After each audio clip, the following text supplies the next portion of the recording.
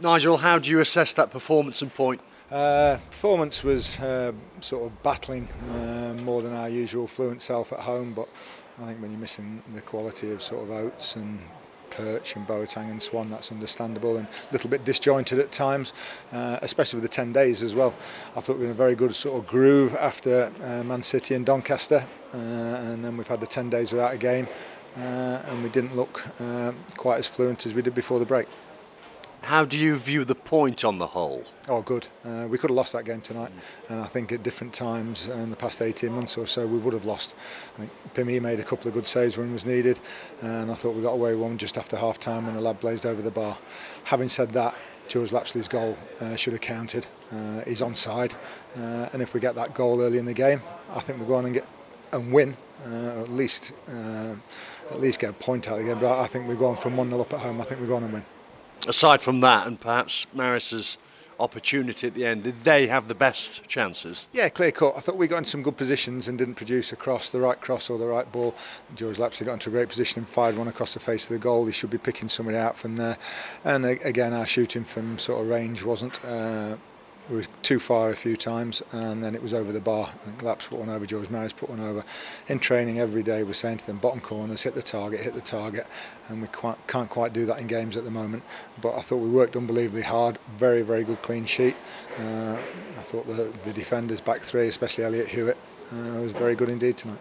What prevented you from perhaps hitting the heights that we're used to seeing here this season and before? Just those things we talked about, the 10 days, a little bit disjointed and broke our rhythm, I think, and certainly the players that were missing. Arguably, three certainly starters out of those. But nights like this where you don't lose, there's plenty of teams in League Two and in the country lost at home tonight, and we're not one of them. We've got another point, and I think we'll be in good spirits. If you lose these sorts of games 1-0, and they nick a goal, and then it's very difficult to break them down. We didn't. We got a valuable point.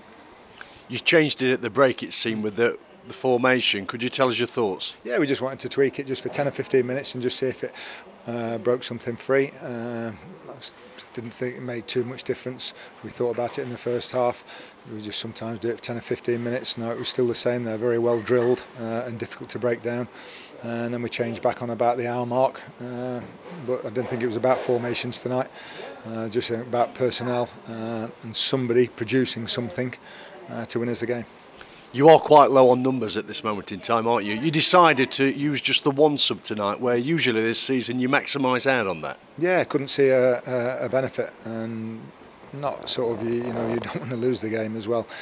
Kells is sort of chomping at the bit, but then you lose one of our best headers with Jordan, who has an important role to play in set plays, and that will all it take on a night like this.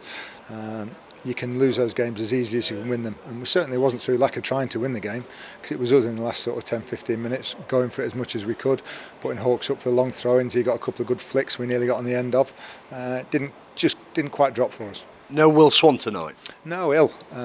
He called in yesterday with a chest infection, so just hoping that clears up. Usually it's been a sickness book when they've dropped out, but he's got a chest infection, but we're hoping it will clear up for Saturday. And aside from the match itself, Nigel, what did you make of the tributes to Her Majesty, Her late Majesty, should I say, before the game? I thought it was immaculate, as you would expect it to be, and it started at Old Trafford last Thursday, and I think it's continued all throughout sport and the country ever since.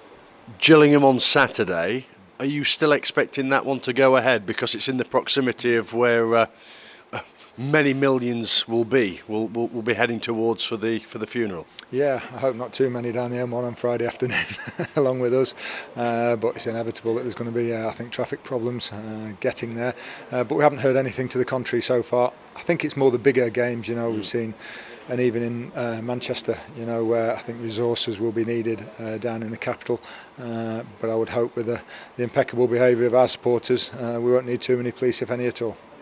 Are you expecting reconfirmation of that one going ahead, if you like? Yeah, well, we haven't heard anything to the contrary, so as far as we know, we're preparing for the game. I think what they're trying to do is call them off early, if they are going to call them off. We certainly don't want to call on a Friday morning. Thank you. Thank you.